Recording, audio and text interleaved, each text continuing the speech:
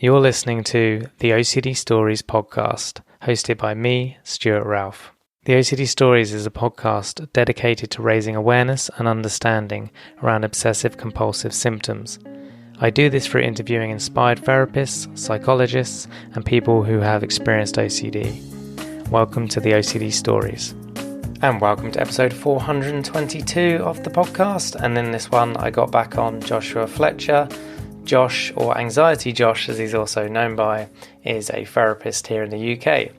And I got him on to talk about his new book, And How Does That Make You Feel? Everything You Never or Ever Wanted to Know About Therapy.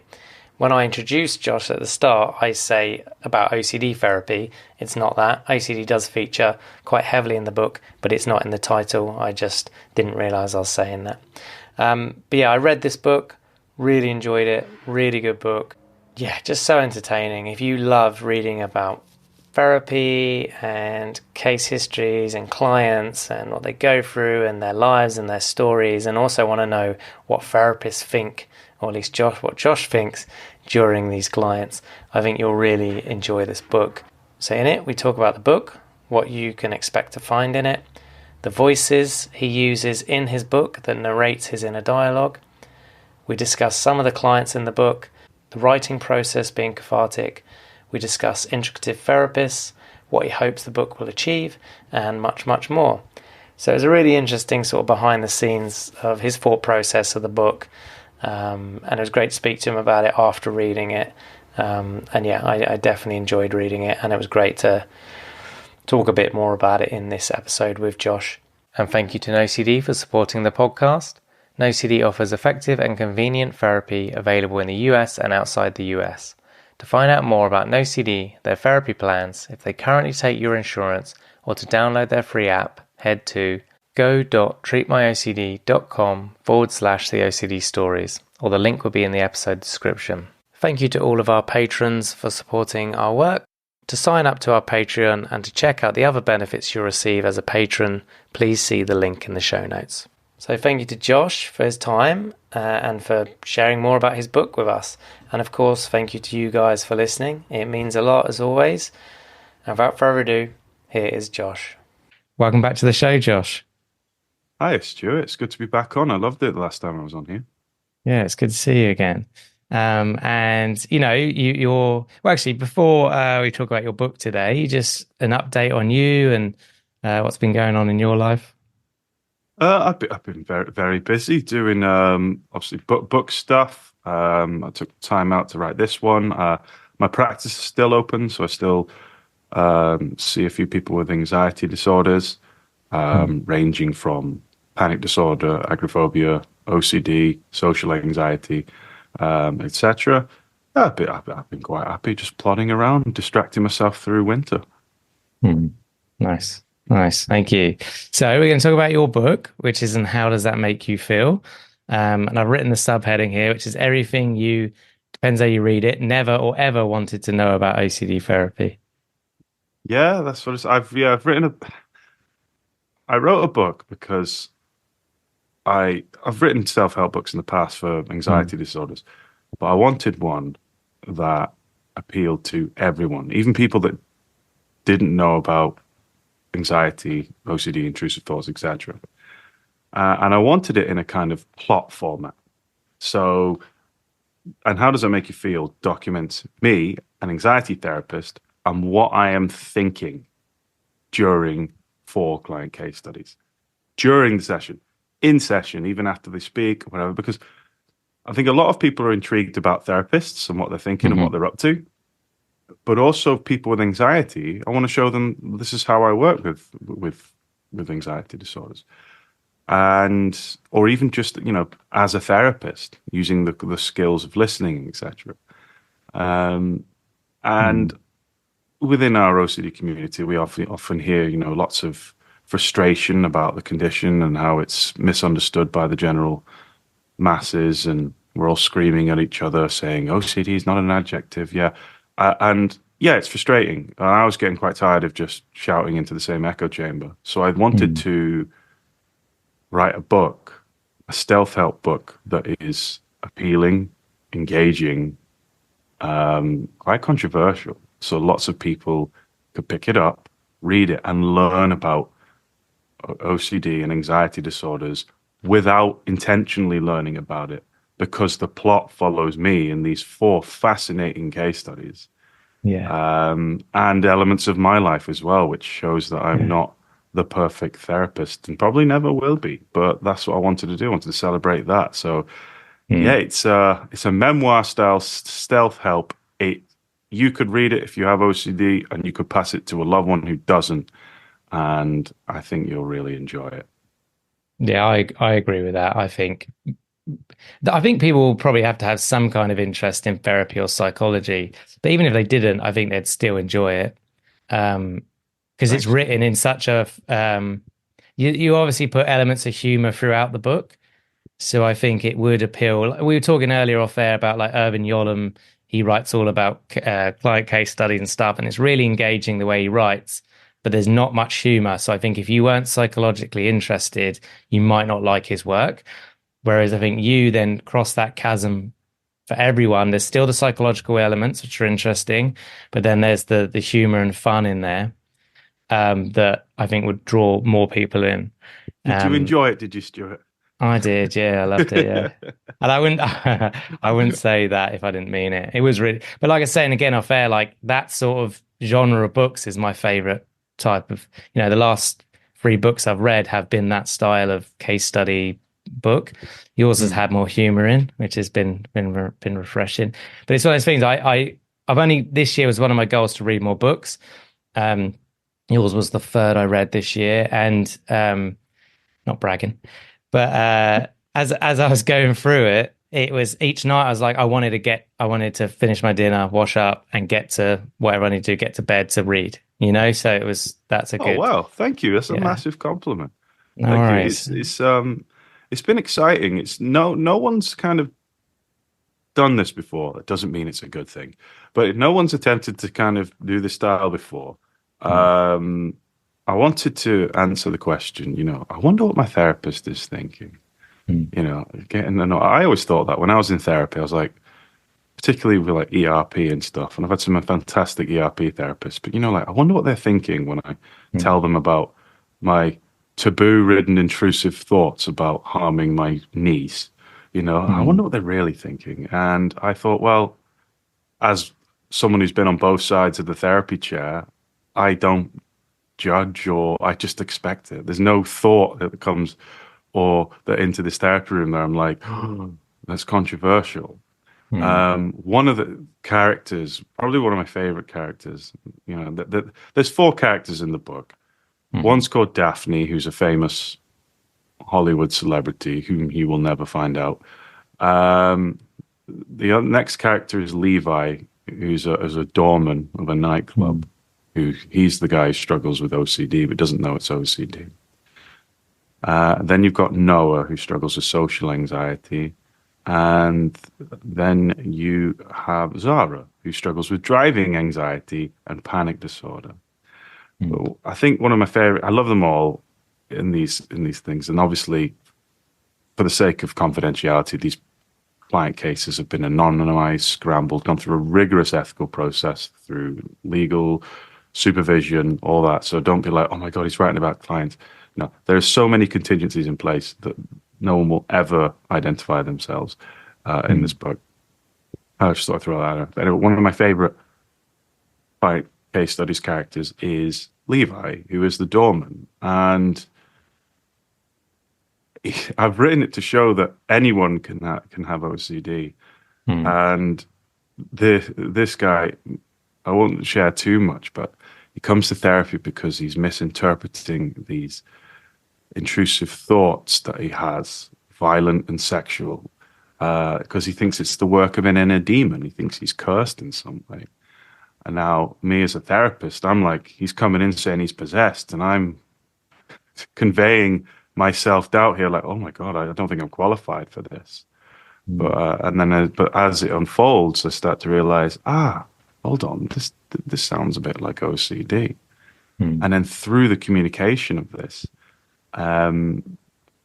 I start to explain, using psychoeducation to Levi, that actually you're not as, crazy as you think. This is actually Mm. very normal. But why I've done this is that anyone who picks up the book can start to learn a bit more about OCD.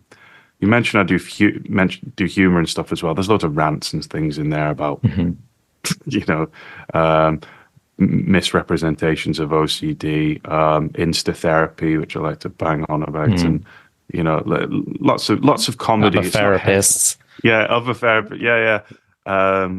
Gosh, yeah, stuff like that. But yeah, that's just like one Yeah. kind of plot device that I've used. The people who've read it so far, and I've had some really good positive reviews from like The Guardian, The Mail, people like that. They've all said, "Wow, I've learned so much without feeling like I've learned stuff."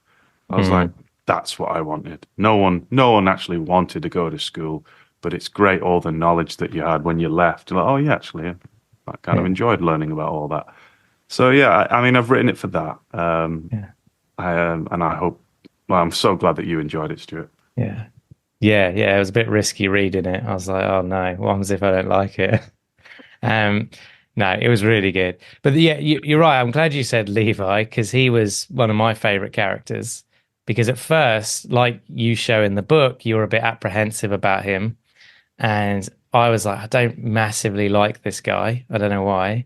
And but then throughout his story, he becomes really endearing. That you really like him at the end. Yeah, And there's something very straightforward about him that's really nice. Um, yeah. I like that. I wanted to show like it's not about first impressions either. yeah. Therapists are not. Don't if you're worried about going to therapy or worried about what people think of you. Mm, I've been very honest and transparent, and actually, yeah, I was very intimidated by mm, this character. It was like, oh, I feel scared. It's rude. What's going on here? And actually, if mm, you read the book, you'll see that it's because he was scared, and his coping mechanism was to be authoritative, quite domineering. And mm, then as the therapy process goes along, you start to chip away and see the beautiful, yeah. sensitive, vulnerable person beyond that. And yeah, that's one of my favorite things of therapy, I think, and being a therapist is that Yeah. you don't really have those first impressions. And it's the same as, well, very similar to the character of Daphne, who's the very famous person that comes in, very famous person who I admire for many years. But then again, when you peel away the layers, you're like, actually, this Mm, is a person who I've put on a pedestal, but they're just human, same as mm, everyone else. And again, yeah. I won't share too much about that story, but it's very up and down as a roller coaster. And I like how that Yeah. arc concluded. Yeah. Yeah. Me too. Me too. Um, you also in the going back to the bit about where you make light and jokes of things, and I said one of them was like therapists or therapy modalities. I felt quite validated when you said about you're saying there's these different schools of therapy, and sometimes there's purists, and then there's sensible therapists, which are the integrative ones, which is what I've always believed. So it was Oh nice to yeah, see that. what did Yeah, I call them in the book? Like, yeah, there's a chapter called the Younger Games where each yeah, therapy modality, and people with OCD, I'm sure if you've been to some form of therapy, will love this chapter because not all therapy is appropriate for OCD, particularly talking therapy where seeking reassurance and ruminating is your compulsion. Hi, I'm one of those. And this is what happened to me. One of my mm, themes of OCD years ago was my brain latched onto the concept of trauma being stuck inside me. Oh my gosh. That made me really unwell. I didn't realize I was compulsively ruminating, body checking, scanning, trying to fix myself, mm, compulsively doing breath work, compulsively trying to exercise this demon inside of me. Because one of my themes became this trauma inside me. What inspired me to write this book as well, and particularly to represent OCD community, is that not each modality is appropriate for what's going on. And so I made light of it by telling everyone that therapists get together once a year to take part in the Younger Games, where whatever modality you're trained in, whether it's ERP, CBT, person-centered, psychodynamic. We all meet up, we fight to the death, and the last remaining modality is the true winner. However, as Stuart said, because me and Stuart are self-righteous and and Incorrect. will show off, is that the integrative therapists don't take part in this. This is just for modality purists. So we sit on a balcony whilst life coaches curl up into human footstools and we watch all the carnage unfold because we think we're better than these Yeah. people. And we're not better, but it's just a device to show that there's different types. Yeah. It's like saying, oh, there's a problem. There's a problem with my pipes at home. Better get a tradesman in. Well, yeah, true. You need a tradesman, but which tradesman? Actually, you need a plumber. Well, I got a tradesman in, but he's a painter and decorator. Well, he's not going to do nothing for your pipes. And it's very similar with certain types of therapy. And I'm really kind of passionate about that, particularly someone who's been made unwell by the whole "there's trauma in my ass" rhetoric. And it's just like, you got to be quite careful. Don't get me wrong, trauma does play a part, and I've had appropriate trauma therapy for the many traumatic things I've been through in my life. But it was nothing to do with themes of OCD about existence and somatic OCD. In fact, oh my God, yeah, somatic OCD and trauma narrative therapy is not a good combination whatsoever. No. Well, yeah, especially with the whole saying the body keeps the score, right? And then if you've got somatic OCD, you're checking your body for the score for the symptoms and sensations and Honestly, trauma. yeah, that's what happened. And I had no idea. I was like, and then I kept going back because obviously the therapist must be right. No, finally, you find like an OCD informed therapist. They're like, wow, you like to compulse. And then I was like, what's a compulsion? They're like, how often do you keep checking the score? I was like, last time I saw Newcastle were 3-0 down to Fulham. No, how long do you keep checking the score in your body? Oh yeah, I do it all the time automatically. And that's when it started, the psychoeducation. Everything, loved it. Yeah. Yeah. Awesome. And last thing I'll say on integrative therapists, just to be a bit more balanced because I'm feeling too smug, is an argument against integrative therapists is that they're so spread out, they're not doing the therapies properly because they haven't trained enough or spent enough time like a purist would on their one therapy.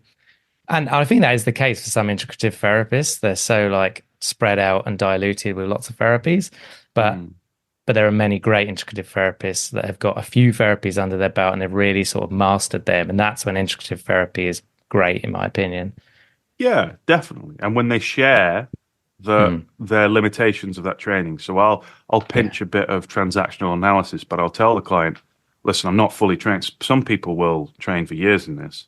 Yeah. And I usually literally say, I just pinched this from this school of thought. If you liked it and it really reached out to you, then, I can recommend you someone who's a Jedi in transactional analysis. But for now, I think as an integrative therapist, I've done some training in this, so we're going to just pinch a bit of that, But yeah, absolutely. You can spread yourself too thin. It's always a red flag, isn't it? When you go and see a therapist and there's like 1,000 certificates on their wall. I'm like, what are you trying to show here? Yeah. Yeah. Is that you, Stuart, and yours? No. My degrees are up at home in my bedroom. It's like getting an ego boost before sleeping. Not in your practice with your 5-meter swimming badge, and all the other things. No. I have considered it and I was like, I can't do that. I know many therapists listening probably do have their degrees up in their therapy room, and that's okay. Yeah. But it's not my style. No. I prefer scenic pictures and yeah. So let me think. So yeah, the character voices, not character voices, your internal voices. There's just to talk about that a bit more because I mean you'll know probably the exact amount of voices you use, but I'm guessing it's about 10, and it's like empathy, compassion, inner critic, volition. Anyway, I'm forgetting them all. You're doing well there. But before you talk about it, one thing to say is since reading that book, I'm sitting in session with clients and my brain's going, oh, that's the inner critic. Oh, where's the empathy? Okay. Da, da, da, da. And so I'm like hearing now, I'm seeing the voices in my head and then saying it. Oh, and one of the USPs of this book is that when I say I share what I'm thinking, I kind of literally do. And I do this through, the 13 different voices that not only therapists have, but you have too. And I think it's a really nice Mm. tool to develop your metacognitive awareness of your thoughts. So, anyone listening now, I would, try and imagine your thoughts as 13 different characters around a thought table. It's like a meeting. They're all there in a meeting, right? Something's going on. We're all going to chat. And this is kind of how your brain works, your rationalization process. Mm. And these 13 different characters are all in your head. So they start with things like, I'm not even going to remember them now, but like analytical, which is, your analytical brain. Biology, which is I need the toilet or I'm hungry or I'm tired. Compassion, which is, I really feel for this person. Empathy, just trying to understand what someone else is going through. Then you've got critic. We all have an inner critic, and even therapists do. Particularly if you struggle with OCD, your inner critic will be very loud and standing up and shouting and telling you should feel guilty. Shut up, inner critic. Sit down. And then you've got what else? Have you got irreverent, which is one of my favorite ones, which is a lot of what people with OCD will relate to. But everyone has an irreverent voice. But people with OCD, their irreverent voice and their anxiety voice and their critic voice all start singing in unison. Mm. So an irreverent voice would be like, in the book, there's a there's a there's a scene where someone asks me about CBT, and irreverence just stands up and goes, CBT stands for cock and ball torture in the kink world. And my brain's like, why are you doing that? And then so my other voices come in, like volition, and they're like, come on, just take your attention back here, whatever. And we therapists have to do that. We're like, because just thoughts pop into our head, just like every other human. But I've done it. So even if you're the client or anyone, you're going around your work, or like Stuart does, like you noticed in session, like I can see all these voices coming in. That's such an empowering tool, particularly if you're stuck in the midst of OCD. Rather than just thinking, oh, that's my brain saying that, so therefore I'm a bad person, or that catastrophe is going to happen, or I need, or whatever, and the stakes are too high. See it as these people around a table, and it's the really annoying guy stood up, really loud and boisterous, trying to intimidate everyone. Usually the guy that's off his head on drugs at the weekend that the staff do. Just sit down, mate. No one's listening. You can be part of the meeting, and that's great. But you'd stop standing up, hugging all the time. We're going to go around the table, and we're going to listen. One of the voices is volition, which is the chair of the meeting. We all have volition, and volition sits there and hears everything and then goes, I think I'm going to listen to this person because you're talking nonsense. And therapists have to train that volition really well, but also anyone recovering from an anxiety disorder. And these voices are sprinkled all the way through the book, not only in the therapy room, but in my personal life as well, which I do share some very controversial things that to show that I'm human and fallible as everyone else, which I won't share with you. You'll have to go and read it. Yeah. Yeah. I agree. You do get quite vulnerable and open. And is most of the stuff about yourself in the book true? Yeah. So there's a chapter where I'm on a night out and I'm grieving, and during this time I'm not actually seeing therapists, but it was after my training, and I go through a period of grief. So I go out on a night out and do hedonistic things like drink and drugs, take it too far, go to a nightclub, and end up at a house party that I've kind of run myself because I'm trying to escape my feelings. And then I suddenly come to a realization that I've been talking to an ex-client for the past 3 hours, but I'm so off my face, I don't even know who they are. When the realization hits me, I have a bit of a very large meltdown. That's one of the darkest sides of my journey to being a therapist. But there's also some beautiful, wonderful sides to being a therapist as well. They're all true. Yeah, they're all true. Particularly, I share a lot of the reasons why I became a therapist, which I'll not only to provide more psychoeducation about anxiety disorders, but also Mm. through grief, to try and use Mm. my pain to channel it into a profession that's empathetic and compassionate and to help others. Yeah. And Yeah. do mention that a lot. Um, and it's one of the threads of the book, Mm. which is about my family, which again, you'll have to read. And that's all true. Every Yeah. um, chapter of that is true. Yeah, it must have been hard to write some of that, both from the Mm. grief point of view, the sadness, and then also maybe some of the shame around the partying stages, or embarrassment or Yeah, um there's shame there. Yeah, definitely. But I yeah. thought I think I'm a good therapist. I'll always have that Mm. self-doubt. One of my favorite chapters in writing that is then I go like, you want a therapist who doubts themselves Yeah. because it means they want to be better. And you want a therapist that always is striving to be better. If Mm. you go to a therapist, the one with 1,000 certificates on the wall, leaning against the mahogany bookcase, doing thought association, smoking a pipe, who just thinks that they just know everything within 5 minutes of meeting you, you don't want that therapist because they're Mm. not going to step into your frame of reference. They're not going to use that self-doubt to channel themselves to be the best therapist for you. Mm. And I realized that when I was writing the book, I was like, actually, self-doubt is such a skill to be a therapist. And you kind of want the one that's a bit vulnerable. And I learned that over time. I used to carry a lot of shame of like, I can't be a therapist. My past and what I've had Mm. here, and I've had problems with stuff. And I was like, actually, no, like, I'm going to use that, and I Mm. apply that to even if you're not a therapist. You've got self-doubt of doing something. I can't do that, or I have this, or I have these thoughts, or I've got this. No, that self-doubt Mm. is a beautiful part of you. Yeah. No, I agree with that. Yeah, absolutely.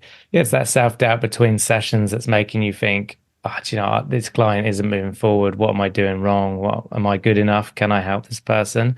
And Mm, then it's that, as long as you don't let that defeat you, that then drives you to read a particular book on what they're facing, or maybe you go listen to a couple of podcasts on it or an audio book, or you seek supervision about that. As you're saying, it drives you forward, doesn't it? yeah. Um, yeah.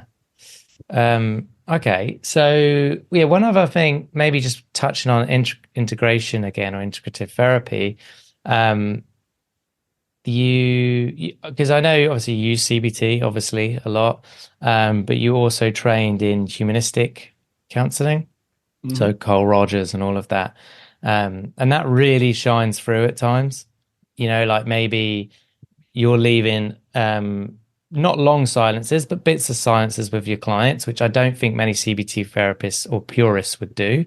Mm. And I think that I think you did a good job of showing why you can merge things like humanistic counseling and CBT, because I don't think that's really talked about anywhere. As a therapist, that is one of the most best compliments I could ever hear. Do Thank you know you. why? Because you're taught when you're training, these don't mix. Yeah, Yes, they do. they You do. just got to be good at it. Yeah. And you can mix CBT and person-centered. I knew that once when I had a client years ago, and they won't identify themselves here at all because it's a very common phenomena in the therapy room. But they came in and they just said, "I don't. Can we just not do ERP and stuff today? Can I just rant about how rubbish OCD is?" I was like, "Okay." And then the rant started about OCD, and then it started to go beyond OCD. And actually, no, you know what? My life is annoying. My relationship's annoying. I miss my family far away. Um, I've got all these things going on, work-related stuff.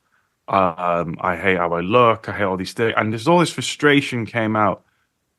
And at the end of it, I must have said about 10 words the whole session, and they felt amazing.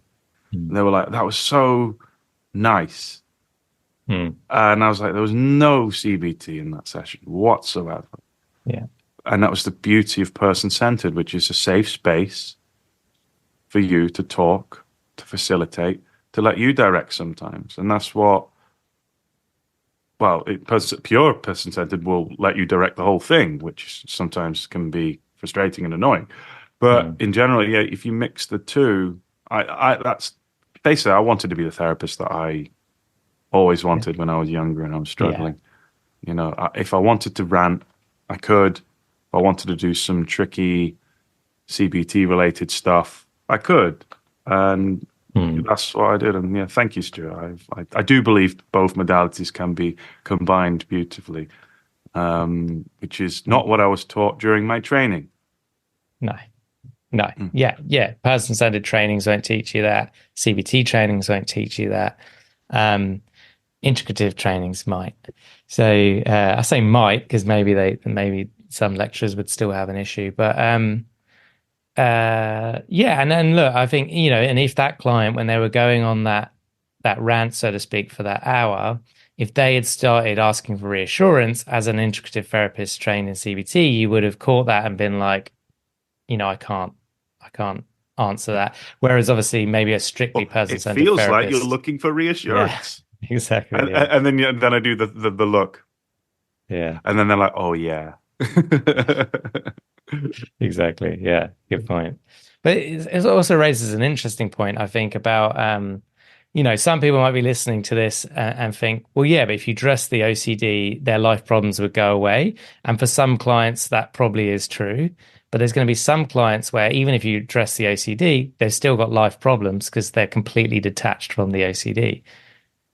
This is something I'm very passionate about. It might not be what everyone does. And someone who, I'll always have fixating tendencies. If you've got OCD, Mm. you'll always have fixation tendency for the rest of your life. I never say you'll have OCD for the rest of your life, but that fixating part of your brain is part of you. I bet if Mm. you fixate on some good things, creative things, work things, I bet you create magic. Great. That's a part of your brain. Well done. Mm. Sometimes that really powerful, beautiful part of your brain that fixates can fixate on nonsense. Usually, for me, anyways, when I'm stressed or going through loads of stuff. And then suddenly the fixating part that was love fixating on things in my life, like, I don't know, I'm just decorating my living room at the moment. Brilliant. It looks like a Mm. brilliant living room. When it fixates on what if X, Y, Z happens and you end up on the OCD hamster wheel, it's a misuse of it and it's exhausting. And that will be me for the rest of my life. That's fine. I accept that.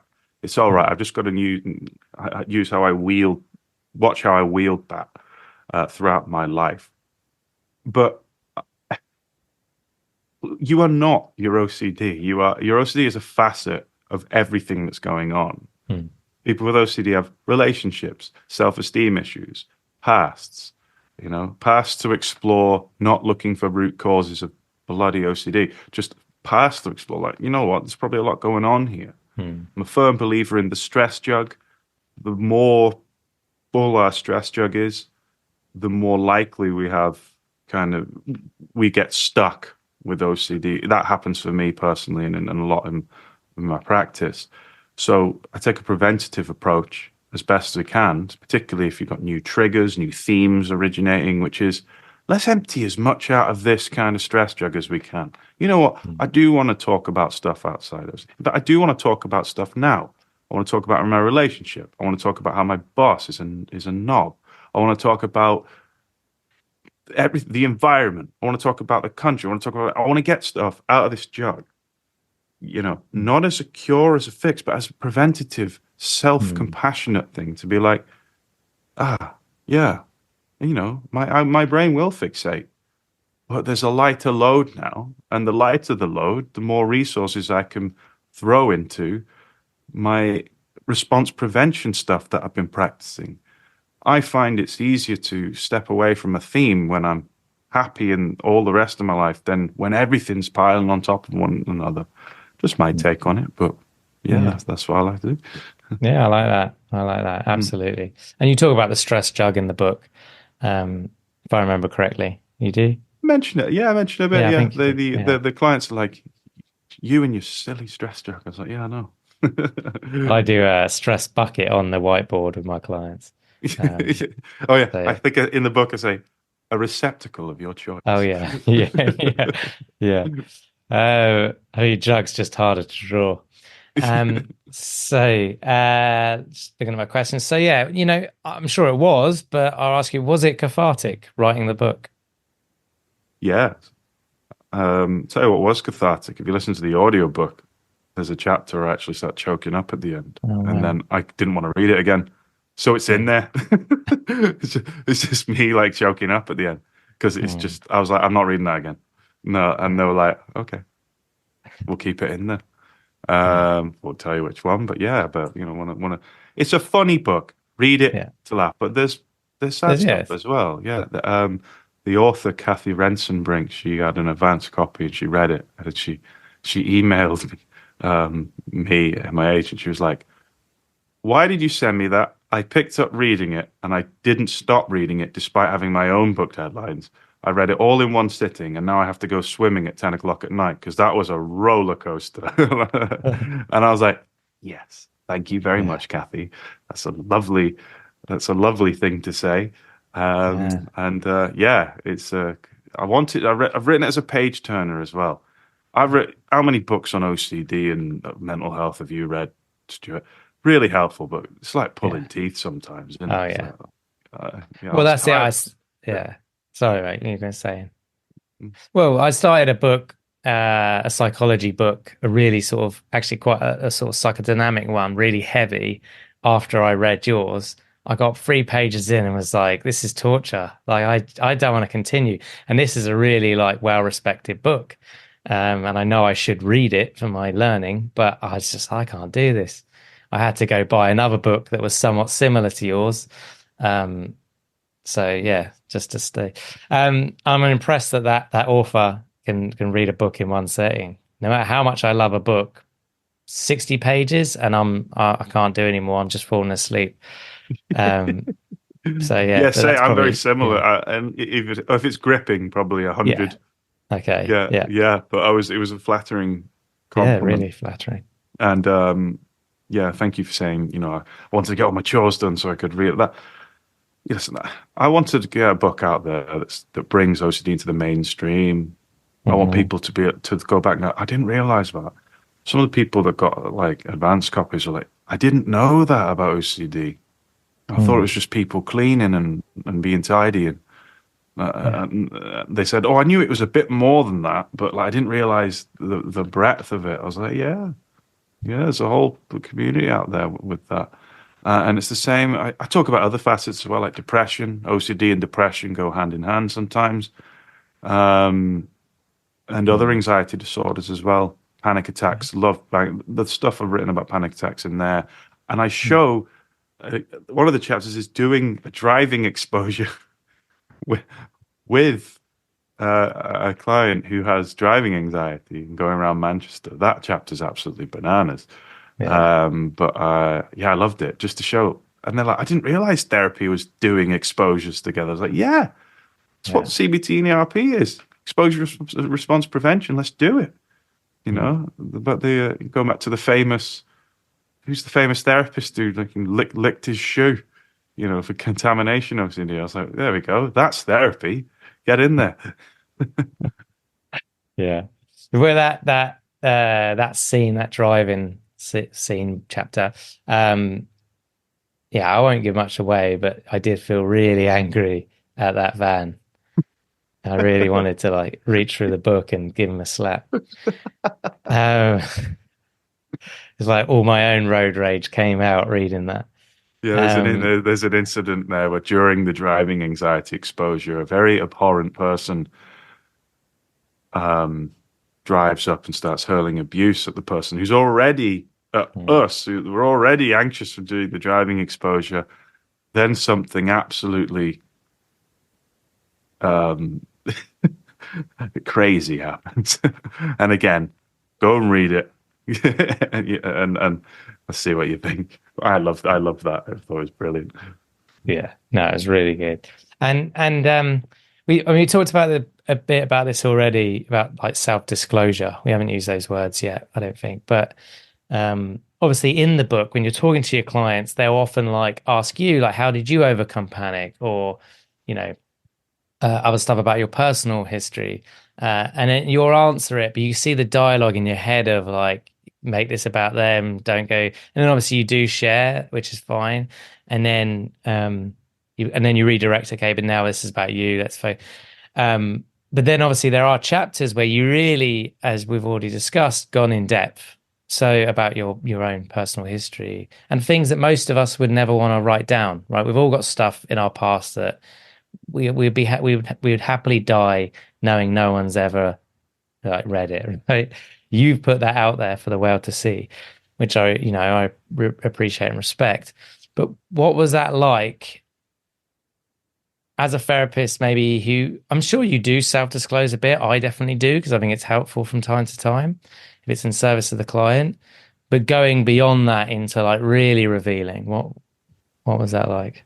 I, for me, it's a lot of people, particularly men, but a lot of people avoid therapy. And there's a lot of rhetoric around, speak to someone, let's talk about this, do all that. If I'm someone who's been tortured by very taboo themes of OCD all my life, I ain't going to go to someone and talk to them about that. Or if I've gone through something traumatic, and it's been there for so long, I'm afraid of what will happen or how I feel if I voice it. It's all good saying I'm a therapist, you should talk about it, whatever. But I wanted to model it. I wanted to show parts of myself in this book. It's not all of it. And like you, Stuart, there'll be stuff that I will never write down because it's me. But I thought one of the biggest things, if you want to show pain and vulnerability, protected and cushioned by humor throughout the book. So, but like, if I'm really passionate about it, I'll show you. You can do it, and I'll put it on paper. And if that doesn't inspire you to go and talk about something, then I hope that you do find something. But even if it does inspire you, I live a content, happy life now. Don't get me wrong, everyone has their own hurdles to overcome. But I live a content, happy life now, despite all the stuff that I've been through, despite being crippled by OCD, despite grief and traumatic things. And I wanted to show people that, I will share that about me. Not in session with clients, although I do like tasteful self-disclosure. I don't think every therapist is good at doing it, but if you are good at doing it, like just knowing. And again, in the book with the voices, it's like, is that worth sharing? Maybe you did overshare there, maybe you didn't. It can aid the therapeutic relationship, but I think just putting that out there as well as a person, it's like therapists haven't got everything worked out and stuff like that, and we've all got our own vices and we've all done things. I just wanted to write it as I've been through all this as a 6'2" man, grew up in a working class town in Lancashire, playing rugby and boxing, and had a conventionally all right life until the day, my anxiety disorder hit. And the day something traumatic happened.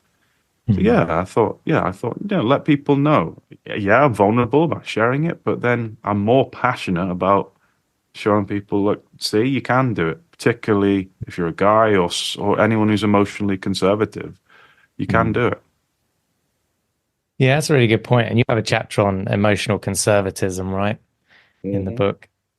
Just anything you want to say on that? Because that term, I don't think I've honestly come across it before. As soon as I read it, I knew what it made meant. it up. But there you go. That's why. I love making up words, Stuart. Fixator is one. It doesn't exist. Okay. I made that up. Okay. I feel less like an idiot now for not knowing what it meant. No, emotional conservatism. It's like stiff upper lip, keep calm, carry on, which is something that I mention a lot, which I can't stand. It's that reverence of hiding your emotions, which I understand.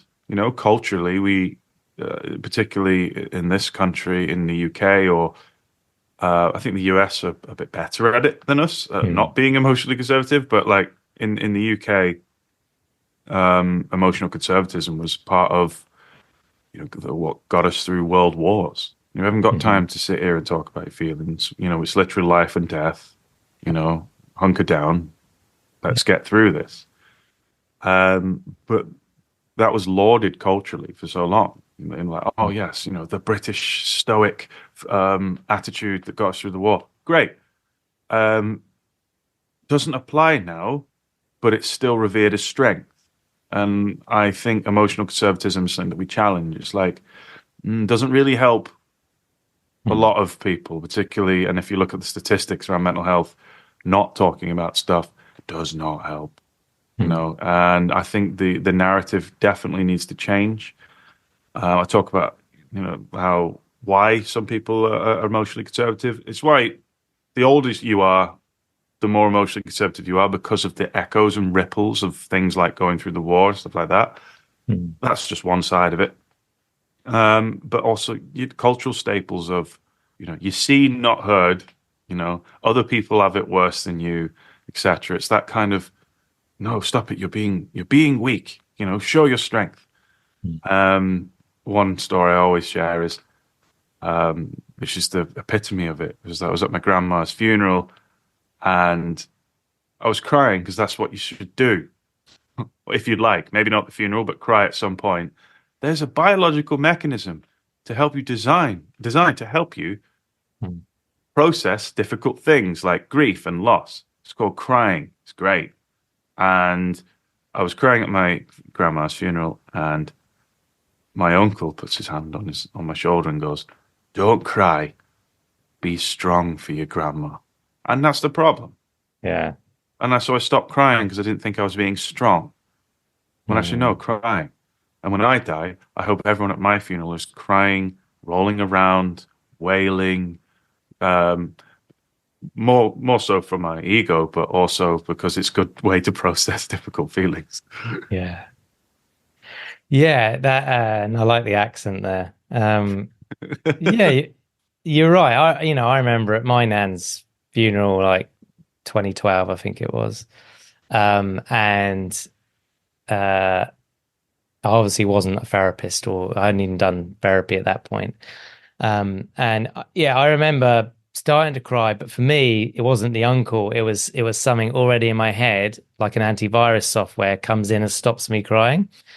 So it starts to come out and then it shuts down. And I find this ever since last time I fully properly cried without resistance was like 8 years ago. And I just share that because I think it's hard for some people to, like, even now I can get teary, if especially if a client's sharing something, I can feel it.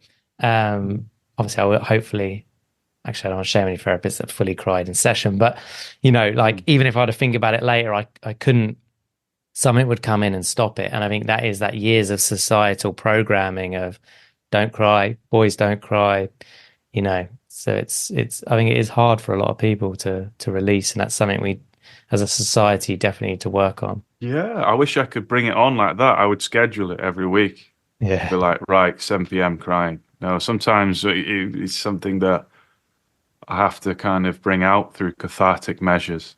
So, like, Mm. there's a certain album I listen to, or Okay. I'll watch a movie that I know Mm. taps in, but I can't just bring it on myself. But then, yeah, letting it be there, Yeah. And I was like, what have you done today? I went to the gym this morning, ate a cracking brunch, cried at 2 p.m., then watched Netflix at 3. Yeah. They're like, are you okay? It's like, fine. I'm not Mm. emotionally conservative anymore. Don't get me wrong. Yeah. I'm tasteful. I'm not coming to your birthday party crying and telling everyone about my trauma as you are blowing out your candles. That's neurotic. But Mm. knowing when it's okay to process Yeah. emotions is super important. Yeah. Really good point. Really good point. It's just a release of another liquid, which we do in other ways, right? The unsexiest description Yeah. of cry. Yeah. Oh, I like that. Yeah. Do Should we not put edit it? that out. No, I'll leave that in. I could definitely make that way worse, but I won't, because then I probably would want to edit that out.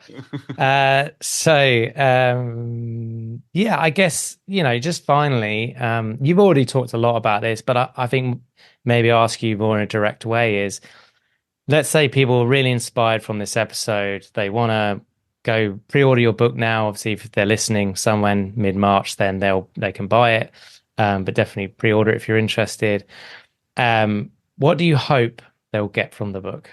If just assuming that most people listening to this either have OCD or are very within the OCD world and understanding. I'd like you to feel seen. I want you to laugh along with me.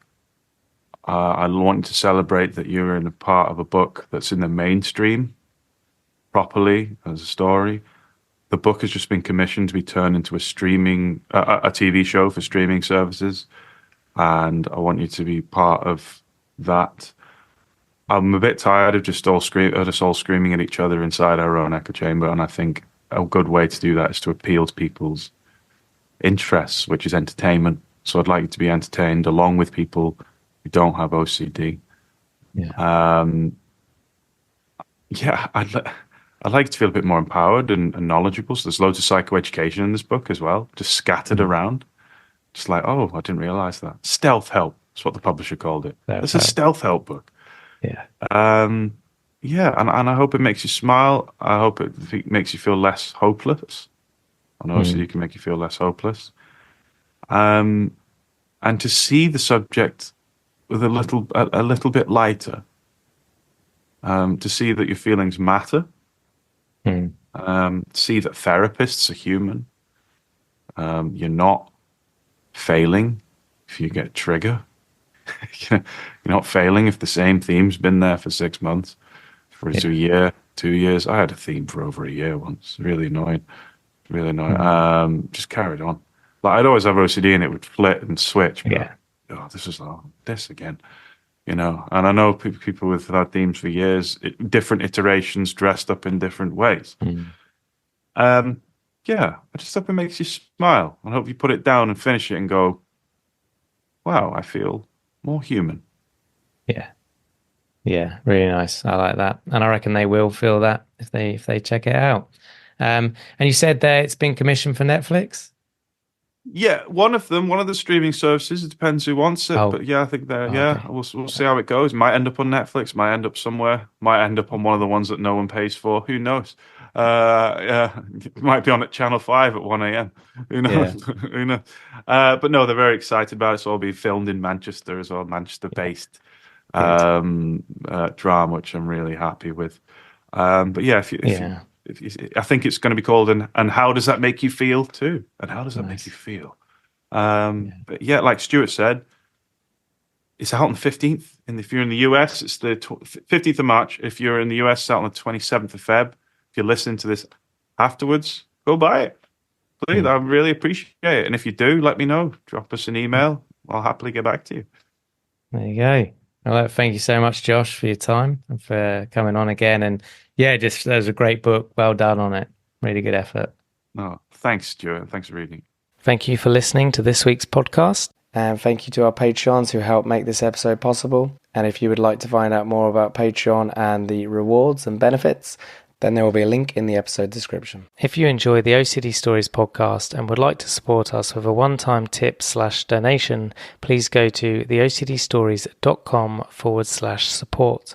All tips, no matter how large or small, are greatly appreciated. Please subscribe and rate the show wherever you listen to the podcast. And thank you to NoCD for supporting our work.